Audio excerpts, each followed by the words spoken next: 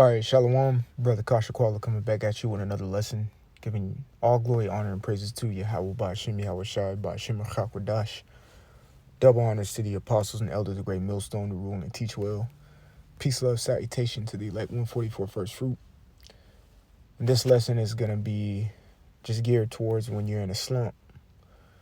Slumps happen in life. Everybody goes through them. Sometimes it happens frequently, sometimes not. But it happens, and just want to come with a lesson. And first and foremost, like always, whenever you do these lessons, especially, centered around character, you should be speaking to yourself also. You know what I'm saying? Because it's something that you can take into action in your life as well. So like I'm saying, and sometimes it sounds cliche, but it's true. When we do these lessons, I'm speaking to myself first and foremost, because these are things that I'm going to try to practice to get out of a slump if it comes. So if you're ever in a slump, I got this article right here, which I'm going to read through. It says 13 ways to break out of any slump and get motivated. All right. It says in that gray lettering, feeling stuck, here are 13 simple ways to become more motivated and break out of any slump. Because slumps, you get in them, and sometimes you get comfortable in the slump, even though you feel worse. But that's why people just stay in slumps for an elongated amount of time, and they can't get out of it. It's kind of like when you watch a basketball player been shooting bad, 3-point percentages for 20 games straight. He can't get out the slump. But what does the coach tell him? Because he knows he's a shooter. Keep shooting the ball. Keep shooting. Because that's the only way you're going to get out the slump. And once you keep shooting, once you see one of those go in, you're going to be like, yes, okay, shoot again. Another one goes in. And then you start getting your momentum and getting into a routine of positivity. Now you're seeing the shots fall. At first you kept seeing the shots brick. But through the motivation of your coach, he said, keep shooting because I believe you're a shooter and I know you're a shooter and I know you can shoot the rock and make it. You've done it before. Just get out the slump. Just keep shooting. It's the same thing that we got to do. We're in a slump. Keep shooting your shot. So the first one, it says, acknowledge it. So that's the first things first. Humility. That's what acknowledging it means. Humility. It's just like when we're in the truth, you got to be humble enough to know that you're fucking up your whole life and you need a change. It's humility, or you're just a terrible individual and you're seeing people say this and that about you and you don't know why. Well, maybe you need to look at in the mirror and acknowledge that you're being an asshole and change your ways and people will look at you different, Well, the first thing is acknowledging it. A slump is no different than any other problem or obstacle in life. You can't simply stick your hand in the sand and deny that it exists. Your head in the sand and deny that it exists. It says admit that you feel really low right now. Acknowledge that there's a problem and start here. That's right. You got to acknowledge the fact that you're in a slump. Like, fuck, I'm down in the dumps right now. I need help or I need to figure something out to make it happen, to get the hell up out this slump. Stop digging myself a deeper hole. It says, this is how you feel. It says, 2, accept it. This is how you feel right now. There is no getting around it. Accept it. When the facts are slammed in your face, what rebuttal do you have? When 1 + 1 = 2 is slapped in your face, and that's just a fact, a moth. It's a simple, basic math. It's a fact.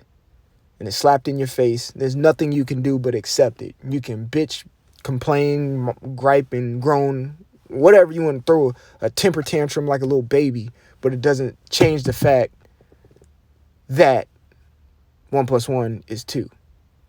It's the same thing with a slump. You can gripe and complain, bitch and moan, and be like a little girl, but it still doesn't stop the fact that you're in a slump and you're in a rut.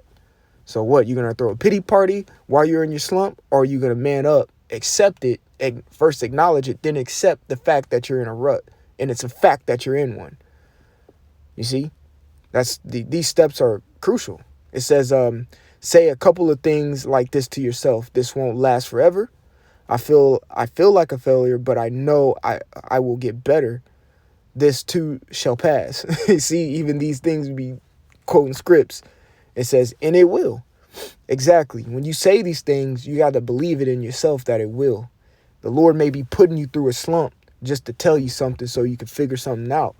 Or he puts you through a slump to make you change your life. You see?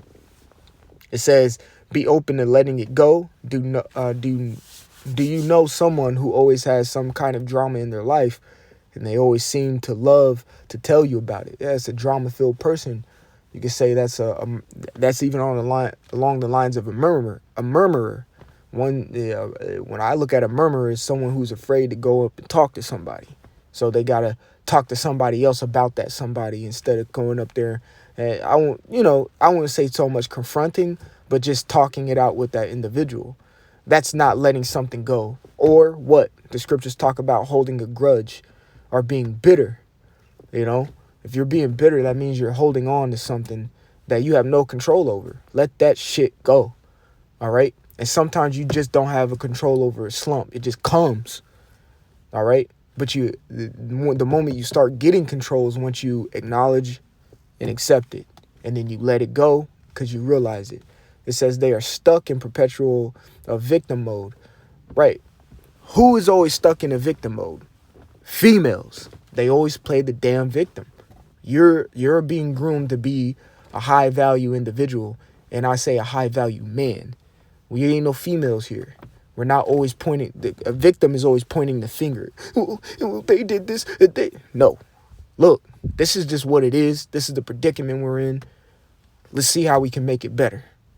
That's not playing the victim. Yeah, that's playing positivity and doing what you got to do as a man to better yourself.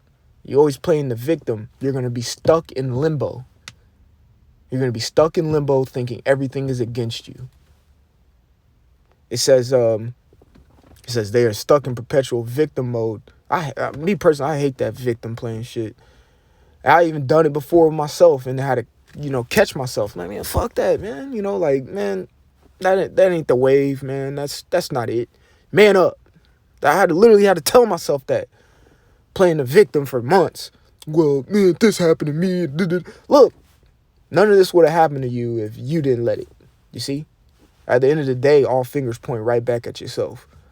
It says it is an easy but painful place to live. It says if you want to get out of your slumps, you have to be willing to let it go. Don't look for sympathy. Look for a solution. And one of the things I always like to say is you got to pinpoint the problem in order to find the solution. I love that. It says talk about it. And I'm not going to read that. Pretty much what I want to say about talk about it is talk to a brother. It says verse 5, don't throw a pity party. Apostle Gabar says something on a comment on a brother's video. Pretty much, if you're just paraphrasing what he said, pretty much if you're going through something and you're throwing a pity party in your head, just remember that there's another brother going through way more than you are, but handling that shit like a boss. You see what I'm saying? So throwing a pity party is worthless. It's not going to help anything but make it worse. But number 6, it says go on a positive mental diet. Again, I'm not going to read all of it, and I'm going to put this, Lord willing, I'll put this article in the description below, and y'all can read through it. It says go on. I did read through the whole thing, though, but, time's sake. It says go on a positive mental diet. That entails of what you decide to watch and listen to as well. Take a brief intermission to get a precept. This is 2nd Ezra chapter 16 and 76. I start at 75. It says, be ye not afraid, neither doubt, for the Most High is your guide. Why it says be not afraid or doubt? Because sometimes in a slump, you're like, man, you start getting worried, man, how am I going to get out of this? I know I need to be doing this, that, and the third, but it's like, fuck. Why is procrastination, the spirit of procrastination and the lethargicness, if that's a word, always creeping in my life? And I know what I'm supposed to do, but I'm not doing it. You know what I'm saying? Oh, I'm afraid that I'm gonna get jacked up. Well, yeah, I mean, rightfully so. You're afraid, you know, if you're not doing what you're supposed to do, yeah, I would, you know, but at the same time it says be not afraid. Don't be afraid of the slump, you could say, that you're in. Because like I said in the inception of the video, the Lord put you in that slump to make you change something, to make you realize something, you see? And I'm not saying just it's okay to be in a slump all the time, but he put you there to change something in your life to better you. It's all a method of bettering one's character. That's it. The Lord is building our character. That's simple. That's what he's doing. Okay? It says neither doubt. Don't ever doubt that you will never, you know, damn, I don't even know if I'm going to get out this slump. Don't have that. We know what it says in, matter of fact, I'll get it very swiftly. Hold on. In Romans 14, last verse, is that Romans 14:23, and he that doubteth is damned if he eat, because he eateth not of faith. For whatsoever is not of faith is sin. So don't doubt, you know, while you're in that slump, if you're going to get out of it or not. That's just not the way to go about it. You see what I'm saying? Hold on.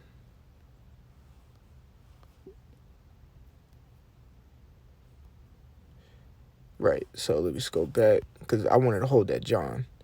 So it says, verse 76, it says, in the guide of them who keep my commandments and precepts, saith the Lord power, says, let not your sins weigh you down, and let not your iniquities lift up themselves. And that goes into exactly what we're doing here. Don't let this slump weigh you down so much, and don't continue to be in it. And that slump lifts itself up, which meaning you're digging yourself a deeper hole. Number 7, it says, raise your energy level. All right. It says when you're feeling down, you need to do things that are going to raise your energy level. Right. And I'll say this, working out does that. Well, it says it right there. It says, go for a walk, do a quick workout, do a few push-ups, do anything that's going to get yourself a few minutes and get your blood flowing. Yeah, go work. And working out, that's a form of a release. That is a form of venting when you work out. You know, you may be mad when you push some, you know, pump some iron, man. You know, get swole. You know, go work out, go on the treadmill, tire yourself out. You know what I'm saying? Get your blood pumping, you know. But at the same time, you're doing something that's healthy for yourself. It says thank it. Number 8 is thank it. Yeah, thank you. How about Shimi Hawashai? Once you start acknowledging and realizing what you're in, that, hey, man, you know, matter of fact, I need to make this change. I need to do something. Thank you for letting me go through the slump so I can realize it. Because if not, I would have never realized that I needed to make this change. All right. There's a way you go about, you know, certain tribulations and trials, and I would say slumps that come in your life. You can either take it the negative way or always see the silver lining in everything. Everything is spiritual, man. And here's a quote. It says, and once the storm is over, you won't remember how you made it through, how you managed to survive. You won't even be sure whether the storm is really over. But one thing is certain. When you come out of the storm, you won't be the same person who walked in. That's what the storm is all about. So once you go through something, you're going to be a different individual. All right. Number 9, surround yourself with positive people. Of course, the scriptures say, be continually with a godly man. Number 10, it says, shock your system. There's something in the gym when you're working out called muscle confusion. You can go in the gym and do bench press every fucking day, but your body's going to hit a plateau and you're going to wonder why you're not getting any gains, because your chest muscles are used to doing bench every day. So it's like, okay, well, instead of doing bench, why don't you do incline press? Why don't you do decline press? Then your muscles like, okay, hold on, this is different. This is different. Or why don't you do a decline push-up or a decline sit-up or dumbbell bench press, you know, or use, do alternating dumbbell. You see what I'm saying? It's a muscle confusion. You're tricking yourself into something different. And this is the shock system. And that's what shocks your muscles to go and start growing. But in a case in the moral life, you shock your system. Like it says like it says right here, it says, are you a night owl? Try waking up early for a week. If you're a night owl and you want to try waking up early for a week, that means you have to take your ass to bed at a decent time. That's shocking your system because you're not used to going to bed at 8. You usually went to bed at 1 a.m. Now you're going to bed at 8. Like, oh, man, this is different. Because I'll say this too. Change is a good thing. It can be uncomfortable, but at the same time, it can be delightful and full of pleasure. Prime example, you may be living in an apartment complex for 3 years, and then you get, up and move to a house. You're going to love that change. Oh, this is different. I like this. You see, you got a different environment, different area you're at, and you like it. You get a new job. I'm not saying you like working, but you know what I mean. 11, it says help someone else. That goes into Philippians, the 2nd chapter. All right. 12, be grateful. Be grateful for what you're going through and that the Lord is chastening you, like it speaks about in Hebrews 12. And last but not least, take action. Verse 13, number 13, take action. You can do all these things above, but if you don't actually put your first foot forward and actually start taking action and making it happen, then all the other 12 ain't gonna succeed. But you have to actually do it in order to succeed. So I'm gonna bring out my last precept. This is John chapter 14. I'm gonna start here at 25. It says, these things I have spoken unto you, being yet present with you, but the Comforter, which is the Holy Spirit from the Father, will send in my name. He shall teach you all things and bring all things to remembrance, whatsoever I have said unto you. Verse 27, peace I peace I leave with you. My peace I give unto you. Not as the world giveth, give I unto you. Let not your heart be troubled, neither let it be afraid. So I wanted to bring that out because the Lord is saying, I'm comforting you. I'm bringing peace to you through your tribulations, through your trials and errors. I'm bringing you this peace, and don't worry. Again, 2 Corinthians 1 and 3 says, blessed be the Most High, even the Father of our Lord Yahushua Mashiach, the Father of mercies and the power of all comfort, who comforteth us in all our tribulations, that we may be able to comfort them which are in trouble by the comfort wherewith we ourselves are comforted of the Most High. So he's going to comfort you through a slump, and he's going to give you the answers to get up out of the slump. And he's just trying to tell you need to change something in your life. So I want to come with that lesson. Lord willing, it was edifying and encouraging. Giving all glory, honor, praises to Yahweh Ba'Shem, Yahweh Shai Ba'Shem HaKakodash. Double honors to the apostles and elders of Great Millstone, the ruler, teach well. Peace, love, salutation to the elect 144 first fruit. Till the next time, we'll say shalom.